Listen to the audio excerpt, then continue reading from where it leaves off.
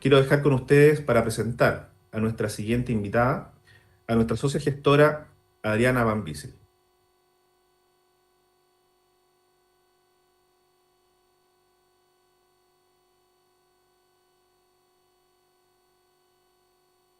Al Congreso. Para mí es un honor poder presentar a una chilena que ha triunfado en el extranjero, una chilena que se tituló de médico cirujano en la Universidad de Concepción, que se puso como meta superar todo lo que podía lograr aquí en nuestro país, inmigró a Alemania, donde Hannover la recibió y ella pudo continuar sus estudios y su formación en todo lo que es management de la atención clínica. Su vocación la llevó a ser una de las referentes más importantes en relación a la gestión de riesgo, a la seguridad de los pacientes.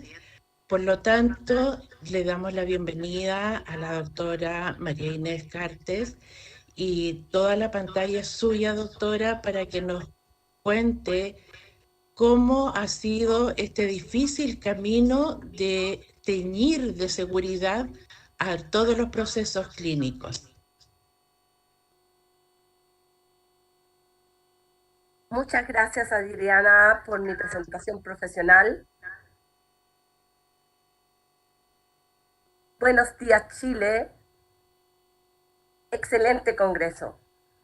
Súper interesantes los temas y nada que decir sobre los fantásticos referentes que he escuchado ayer. Saludos desde Alemania y un saludo muy especial en nombre del directorio de la Universidad de Medicina de Hannover, profesor Mans y profesor Lammert. También un saludo cariñoso a mi familia, aprovecho la posibilidad, ¿ya? A mis amigas del Sagrado Corazón y a mis amigas y amigos de la Universidad de Concepción, en especial a la cepa del 86. Muchas gracias a este gran equipo que ha hecho este maravilloso congreso posible y sobre todo les agradezco montones por haberme invitado a este evento especial.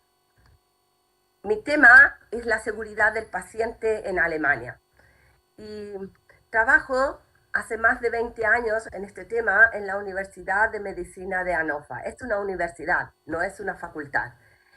Este tema lo comenzamos ya en el año 1999. Somos la primera institución en Alemania con un sistema de reporte de errores y de eventos adversos. Somos la primera institución en Alemania con las pulseras para los pacientes ya en el 2003 y muchas de las cositas que hemos cambiado creo que han tenido repercusión en todo el mundo. Por lo menos sí en Alemania. Así que les voy a contar lo que hemos hecho y cómo lo hemos hecho. Comenzando, al principio teníamos mucho énfasis en la gestión de riesgos y en otras gestiones. ¿Ya? La gestión de riesgo se focusó, era importante más que nada desde este punto de vista de las negligencias médicas.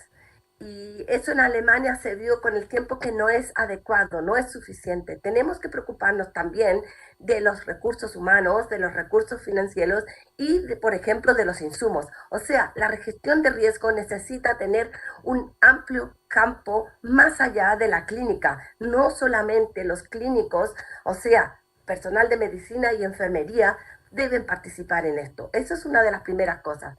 Porque en el fondo es solamente un método sistemático para identificar y evaluar posibles riesgos que puede pasar, ¿ya? Como también para elegir y implementar las medidas necesarias para manejarlos.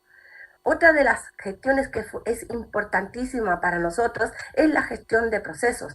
Esto significa que nuestros procesos, nuestros procedimientos deben ser planeados, diseñados, documentados, simplificados, corregidos y controlados. ¿Ya? La idea es lograr reducir los errores y mejorar la calidad. Para eso usamos generalmente el método de Lean, ¿ya? Que se enfoca en disminuir el derroche y el desperdicio en el proceso. Quiere decir que no produzcamos lo que no es necesario, que no hagamos tantos errores porque cada error hay que corregirlo, que no tengamos reservas que no sean necesarias, ¿ya? Que no estemos todo el tiempo buscando cosas, movimientos innecesarios o esperando a que llegue el paciente a pabellón, por ejemplo. Lo peor, procesos mal organizados en que todo el mundo escribe 3, 4 veces la misma estupidez, digo yo, ¿ya? Y el transporte de cosas de un lado a otro. Eso es derroche.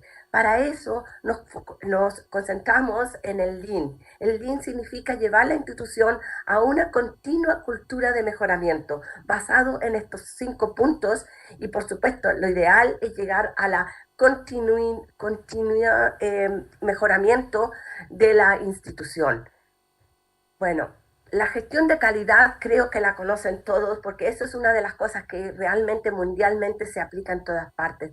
La idea de la gestión de calidad se centra en la eficacia de satisfacer los requisitos del cliente. Y el cliente, por favor, no es siempre el paciente. El cliente es mi compañero de trabajo, es el otro departamento, es la aseguración de salud, etc. O sea, es mucho más allá. El problema es que la gestión de calidad, como lo ve el ISO, yo personalmente no lo encuentro adecuado para la medicina, porque está muy enfocado a los procesos industriales y lineales, y los procesos de la medicina son complejos, no son lineales. Otra gestión que usamos es la de reclamación y sugerencias, que por supuesto también en todo el mundo, ¿no? La idea es restaurar la satisfacción y la confianza del paciente con la institución y el personal, pero no cada comentario, no cada reclamo es útil para la seguridad del paciente. Y tenemos algunos criterios que nos ayudan a elegir cuándo estos deben ser vistos por el tema de seguridad del paciente. Bueno, creo que con eso, cuando empezamos, fue una de las cosas importantes que logramos diferenciar. La gestión de riesgo no es lo mismo que la gestión de calidad, ni tampoco parte, ni es lo mismo que la gestión de proceso, ¿no? Y ninguna de estas cosas es lo mismo que un sistema de reporte de incidente. Y cada uno de estos no es lo mismo que seguridad del paciente, ¿ya?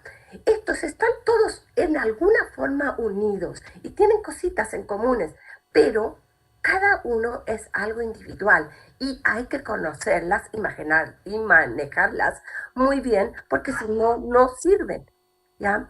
Entonces, es importante que sepamos que no una de estas individualmente nos es realmente seguridad del paciente, porque seguridad del paciente, como lo ha determinado la OMS, es la seguridad, es una disciplina de la atención de salud. Lo que vemos arriba, estas gestiones, son métodos y son instrumentos. La seguridad del paciente es una disciplina, es una diferencia. Y esto significa que la seguridad del paciente es un conjunto de actividades coordinadas, primer punto. Segundo, que facilitan una cultura y unos comportamientos seguros entre los profesionales. Y no se dice de qué profesional, de qué grupo es, sino que todos, es igual si es el administrador, si es el jardinero o si es el jefe de servicio, ¿ya? Se apoya en tecnologías y entornos en los que se aplican procedimientos que disminuyen los riesgos de forma constante y sostenible. Significa que usamos métodos y algunas otras cosas para hacer algo, reduciendo los daños evitables, que esa es la diferencia, daños evitables, ¿ya? Y haciendo el menor probable o haciendo lo posible para que no aparezcan errores. Y lo otro es, que es lo más nuevo para mí, gracias a Dios que al fin se consideró, que también se disminuya el impacto del daño cuando esto aparezca. Es decir, la seguridad del paciente como disciplina es el resultado de todo lo que hacemos en el hospital, ¿ya? Disculpen el problema, estoy realmente recién contagiada con COVID y me cuesta hablar. Bueno, así ven que si tomamos todas las disciplinas, todas las cosas que hacemos en un hospital, si es la parte de economía, el cuidado de enfermería, la seguridad de trabajo, todo esto coordinado, realmente tenemos éxito en la seguridad del paciente. La seguridad del paciente es uno de los puntos centrales de nuestros quehacer. Para hacerlo, para implementar la seguridad del paciente, he descrito ya en el 2019 un sistema de cómo se puede hacer, digamos, como una receta de cocina, ¿no? Y está basada en 6 bloques. El mandato, ¿por qué lo hacemos? La estrategia, ¿cómo lo queremos lograr? Los instrumentos, ¿con qué herramientas vamos a lograr esto? La organización, ¿cómo nos vamos a organizar para poder usar estos instrumentos y lograr nuestras metas? El manual es para dejar todo estipulado lo que estamos haciendo y no que digan después que estamos improvisando. Y el reporte, que es en el fondo lo que nos hace posible medirnos lo que hemos hecho. Vamos a ver cada uno de estos puntos. Empezando con el mandato. El mandato siempre viene de arriba, top down. O sea, no es algo que se pueda implementar porque un departamento lo quiere o una persona lo quiere, sino que realmente tiene que ser de arriba. Y tiene 4 aspectos que generalmente lo influyen. Uno que es interno, intrínseco, según mi opinión, que son las exigencias, las esperanzas de los pacientes y trabajadores. Eso es el motor principal. También las exigencias de las leyes, las exigencias de las aseguraciones de responsabilidad civil y las exigencias externas también de controles de economía y auditorías. Entonces, estos son los, digamos, motores que nos llevan a implementar esta disciplina. En Alemania, desde el 2013, se ha concentrado mucho en mejorar los derechos de los pacientes. Y por eso ya es obligación implementar la seguridad del paciente. El segundo punto, una vez que estemos claros por qué lo vamos a hacer y por qué lo queremos hacer, es definir una estrategia. Y esa estrategia tiene partes de objetivos estratégicos y no recomiendo poner muchos objetivos, porque si no, no lo logramos. Entonces, sería importante que consideramos que esto debe ser global, es decir, que consideremos tanto los valores, principios de los trabajadores, la parte institucional, sin dinero no podemos trabajar, y la parte de nuestro proceso principal, la seguridad del paciente, porque nosotros atendemos pacientes para ayudarlos y no para dañarlos. Es lo más importante de nuestro trabajo. Bueno, todos estos solamente funciona si es que logramos la cultura de seguridad. Es lo más importante en nuestra estrategia, establecer una cultura de seguridad. Pero ¿cómo hacerlo? Ese es el problema, porque lo deseamos, pero hay que hacerlo, hay que realizarlo. Y para eso es necesario diferenciar las distintas culturas. La de culpabilidad está claro, pero se habla a menudo, no sé cómo se dice en castellano, de la cultura de error. Y la cultura de error existe en la medicina desde que comenzó la medicina. ¿Ya? Es cómo nos preocupamos de los errores, del riesgo y de sus consecuencias. Desde que yo por lo menos estoy estudiando, sé que en todas las infecciones, todas las complicaciones se identifican y se evalúan estadísticamente y se ve cómo estamos cada año. Eso es la cultura de error. Nosotros queremos cultura de seguridad. Es un pasito más. Es mucho más que hacer solamente la cultura de error. En ese caso, ayer se habló de esto también. ¿Ya? Lo importante es que comuniquemos, que hablemos basados en una confianza mutua, que ayer dijo muy bien Evangelina, escuchen al paciente y créanle. Eso es confianza mutua. Segundo, que nosotros hablemos porque tenemos el mismo interés por la seguridad, ¿ya? Y que es más conveniente implementar medidas preventivas que después, cuando ya ha sucedido algo, hacer algo. Esa es la cultura de seguridad. Pero para hacerlo, tenemos que decir cómo y en forma estructural y metódica. Es decir, definamos cómo se manejan los accidentes, cómo manejamos complicaciones, cómo manejaremos la negligencia médica y cómo manejaremos las otras cosas que no han sido un daño, como errores, riesgos y peligros. Para esto es necesario primero usar el mismo glosario. También ayer esto se dijo, ¿no? Usar el mismo glosario Y eso enseñárselo a todos los trabajadores de nuestra institución, no solamente a médicos y a la personal de enfermería, sino que también a las personas que trabajan en la lavandería, en la cocina, etcétera. Todos ellos participan en esto. Bueno, y es importante que consideremos nuestra situación, como digo yo, porque al final nos sentimos muy mal cuando algo pasa. El tercer punto son los instrumentos. Ya vimos todas estas gestiones. Todas estas gestiones tienen partes que son muy útiles y que debemos usarlas en formas sinergéticas, porque no es muy inteligente tener estructuras dobles. Es mejor unirlas en una forma sinergética. Pueden estar en distintas manos, pero están actuando sinergéticamente.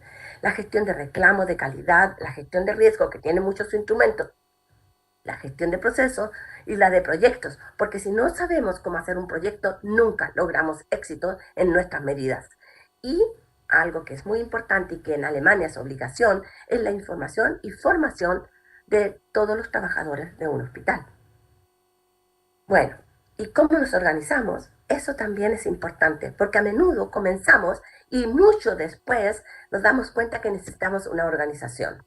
¿Ya? Estoy hablando de los errores que nosotros cometimos ya hace 20 años. Bueno, en esta organización lo importante es tener un grupo con distintas profesiones, o sea, no solamente el profesional de medicina y de enfermería, sino que también los tecnólogos médicos, los de la administración, secretarias, etcétera. También es importante distintas jerarquías. Nunca, pero nunca los jefes. No es apto. Y tener distintas formaciones en este grupo, la de calidad, la de riesgo, etc.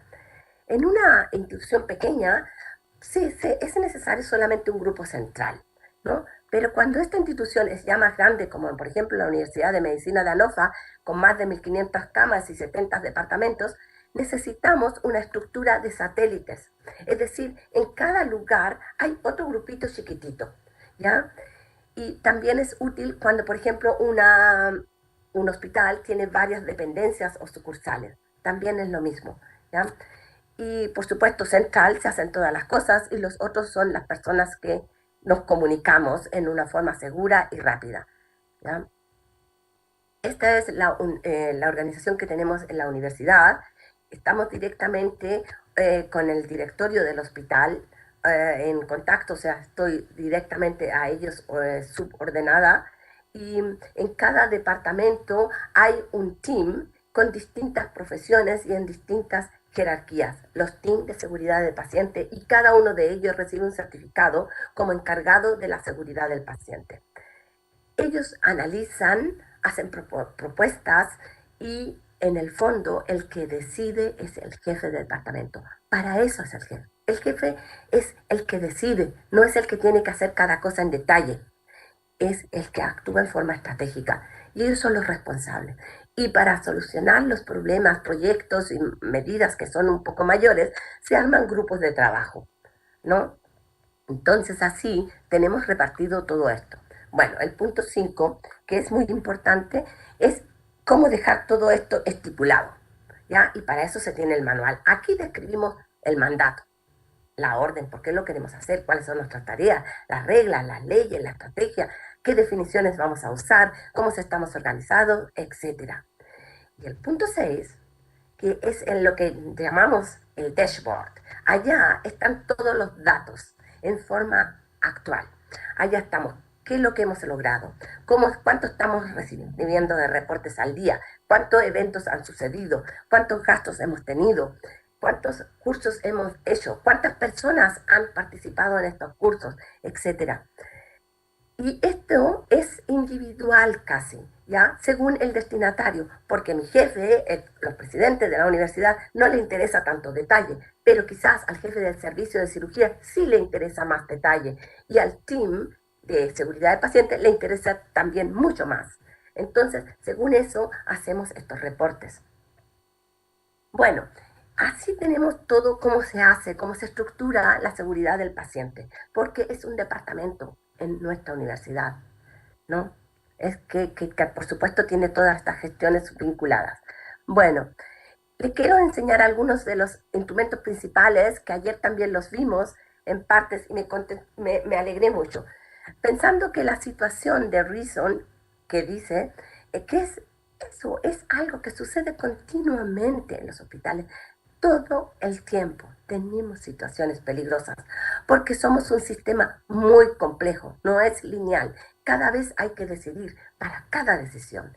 Necesitamos, además de esto, continuamente las barreras de seguridad. Pero esas barreras de seguridad, como vimos también ayer y como describe Reason, tienen brechas, ¿no?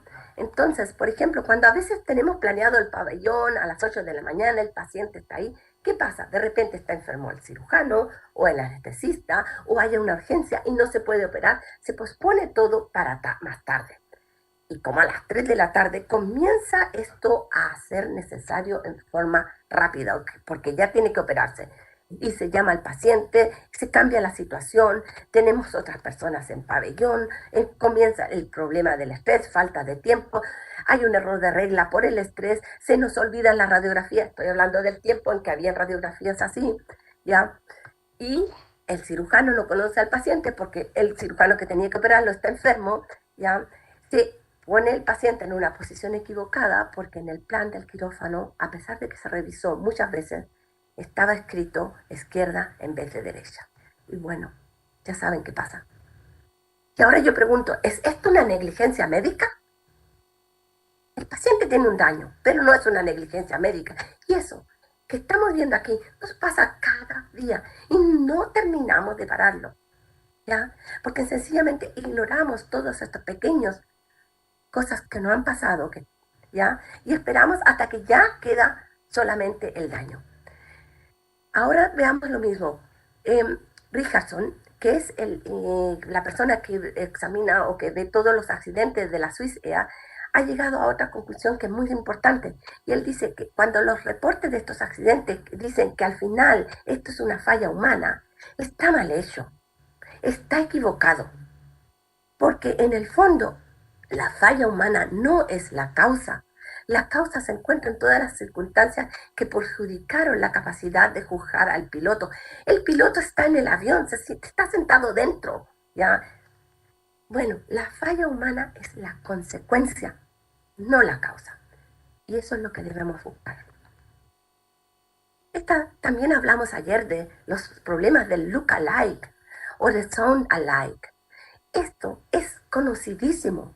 Bueno, ¿y cuándo lo acabamos? Realmente, eso es lo que yo me pregunto este año en mi congreso. ¿Hasta cuándo seguimos haciendo lo mismo? ¿No? Estas son situaciones cotidianas y, oye, pero si nos lo equivocamos puede pasar algún problema, ¿no? Entonces, cuando hablamos de un daño, yo describí ya en el año 2012 la teoría del accidente basado a Reason, basado en el protocolo de Londres y en el root cause analysis, ¿ya? Cuando tenemos un daño, antes de que el daño pase, tenemos la barrera de seguridad. Estas barreras tienen a menudo brechas y no nos damos cuenta. Por eso es importante cada día descubrir estas brechas y irlas cerrando. Ahí tendremos éxito. Antes de la barrera está el lugar donde trabajamos, es el nivel de trabajo operacional. Allá ocurren los sucesos erróneos, el error activo. ¿Qué pasa? Estamos inseguros, hacemos un error, violamos una regla. ¿Por qué? Porque hay factores que lo predisponen, que favorecen esto, o condiciones que la provocan, que hablamos ayer de la ergonomía, ¿no? De los factores del individuo, del equipo, de las cualificaciones, la comunicación y la información.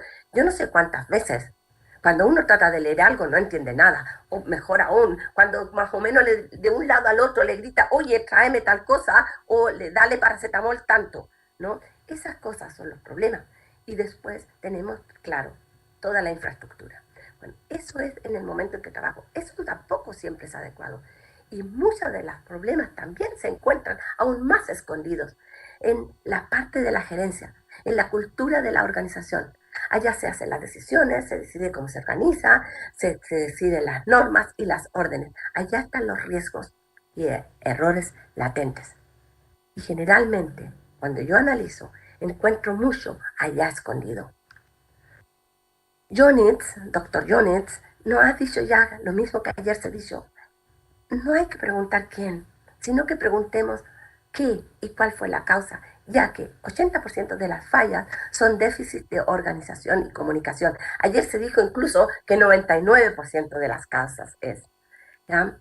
Bueno, si vemos esta situación, vemos que necesitamos muchos instrumentos para la seguridad del paciente, y esos son los instrumentos que lo mostré. Y ahora, por ejemplo, ayer también vimos un poquito de esto, el inventario de riesgos. Esto es solamente para los riesgos relevantes y estratégicos visto desde el objetivo organizacional, es decir, los más importantes, ¿ya?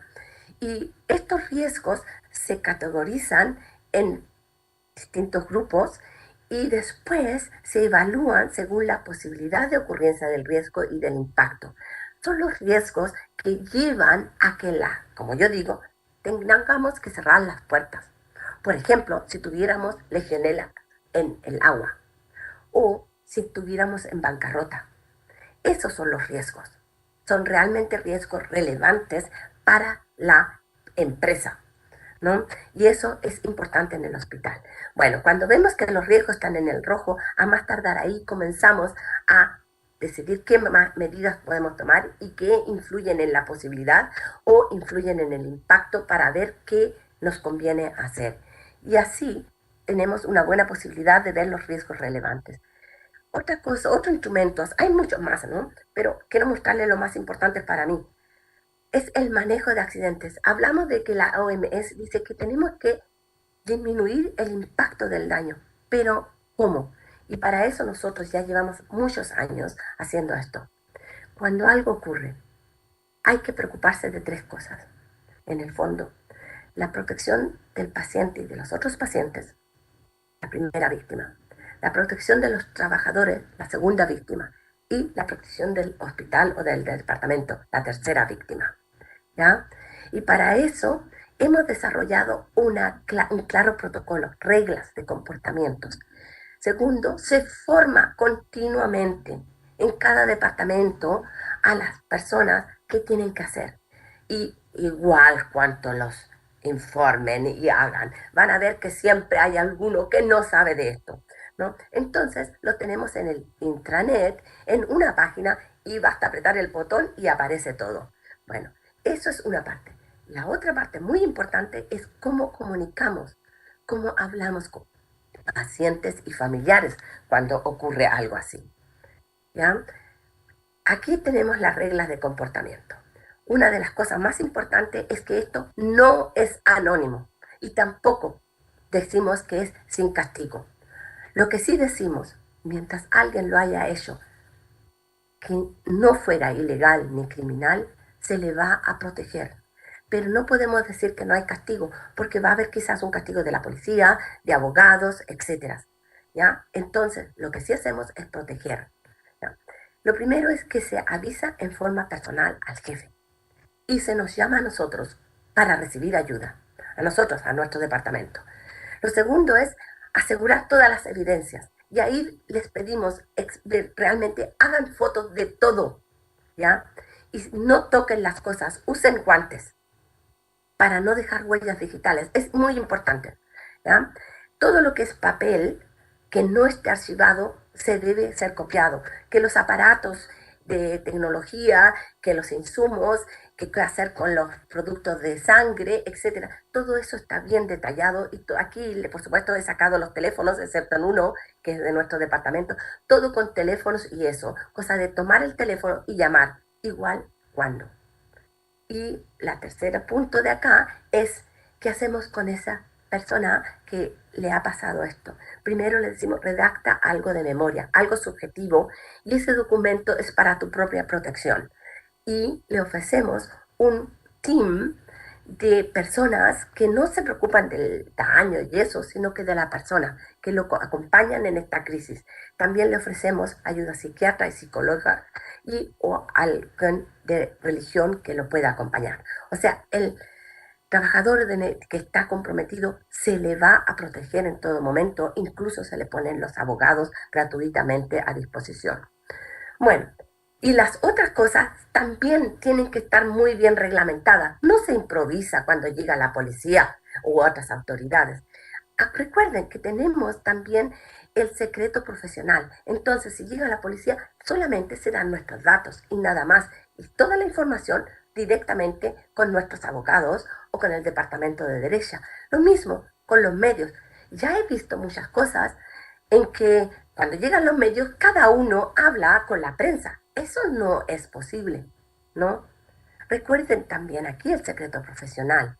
Entonces, para eso hay un encargado de prensa y está muy clarito cómo esto funciona, ¿no? Hay un protocolo muy claro y todo lo que viene después con las aseguraciones y otros abogados también está muy declarado cómo debe hacerse. Bueno, eso sería la situación y el manejo de la crisis. Pero una parte que es muy importante y casi lo más importante para el paciente y para que esto se tranquilice en alguna manera es cómo hablamos. Y eso realmente nosotros lo entrenamos. Lo importante es que tiene que ser muy coordinado, ¿ya? ¿Cuándo se habla con el paciente? Cuando se sabe todo. ¿Quién? La persona que conoce al paciente. Nunca solo, siempre dos. ¿Dónde se habla con el paciente? ¿Qué cosa hay que decirle? Y siempre, siempre, siempre le decimos que sentimos lo que ha ocurrido. Siempre pedimos disculpas. ¿Ya? Y queda la otra cosa que es importante, es la responsabilidad de esas personas. O sea, siempre comunican los mismos con el paciente, face to face.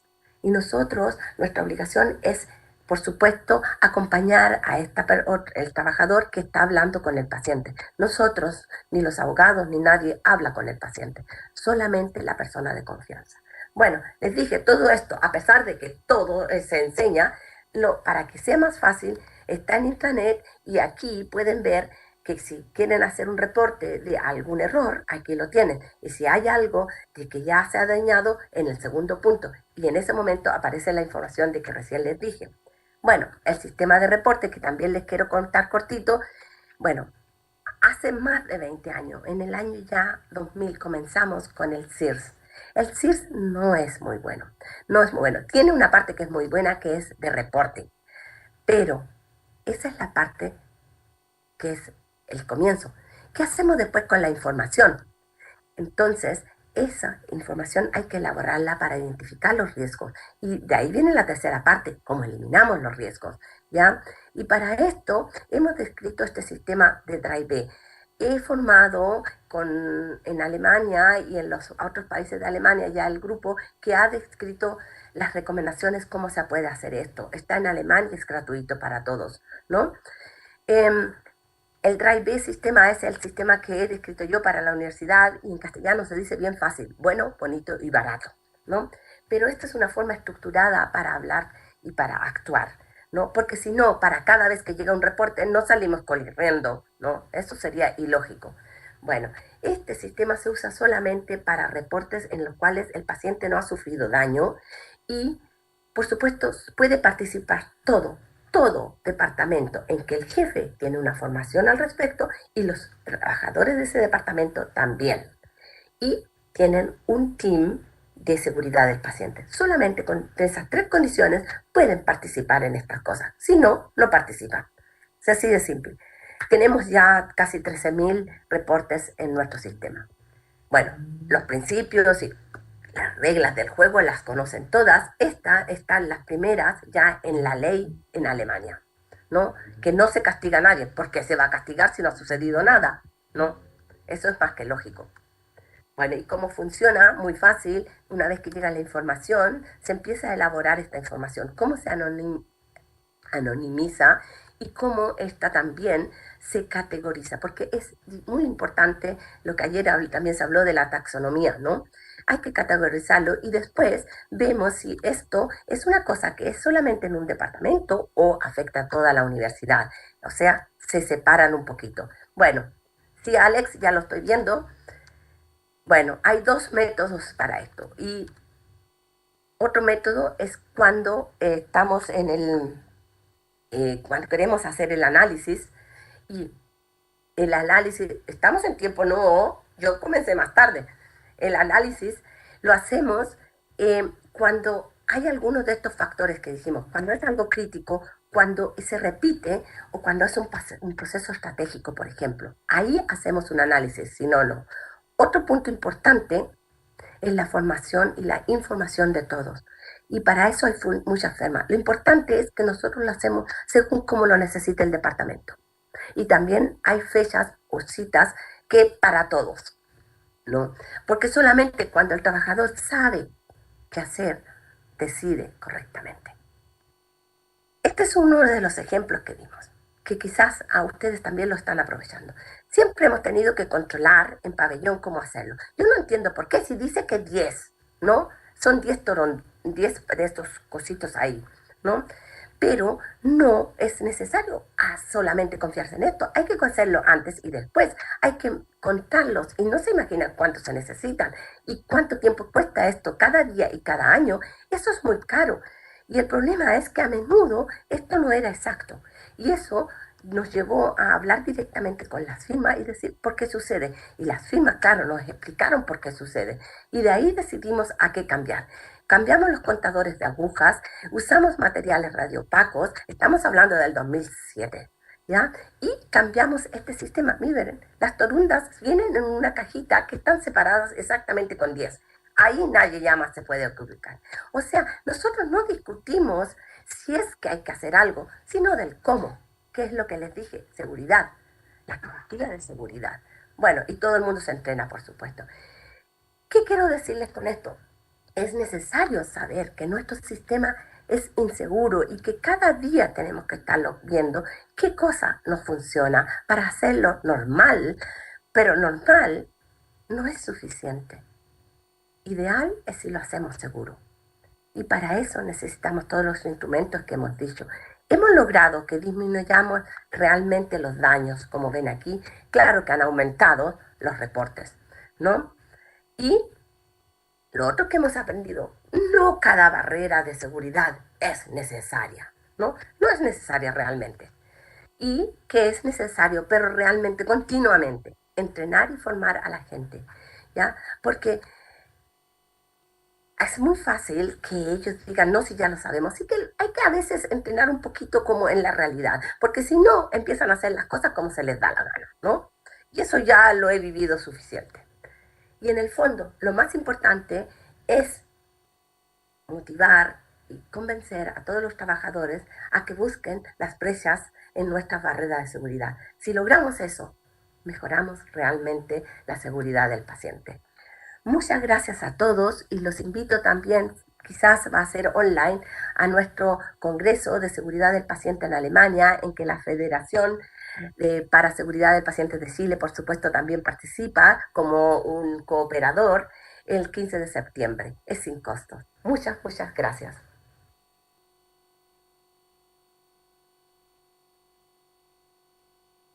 Muchísimas gracias, doctora María Inés. Quiero dejar a nuestra socia gestora Adriana Van Bissel para el cierre. Dr. Cartes, wir sind sehr stolz, Sie als Aussteller aus unserem Kongress. Wir freuen uns auf die Gelegenheit, Sie persönlich kennenzulernen, diese brennende Thema zu vertiefen. Realmente ha sido un gran honor escuchar a la doctora. Para todos nosotros que estamos en este camino iniciándonos en la seguridad del paciente, donde partimos con que la seguridad debía ser una moda para entrar en este camino y que sea una disciplina, realmente es un gran paso. Y eso se lo agradecemos, doctora. Esperamos tenerla muy pronto con nosotros. Muchas gracias. Vielen, vielen Dank.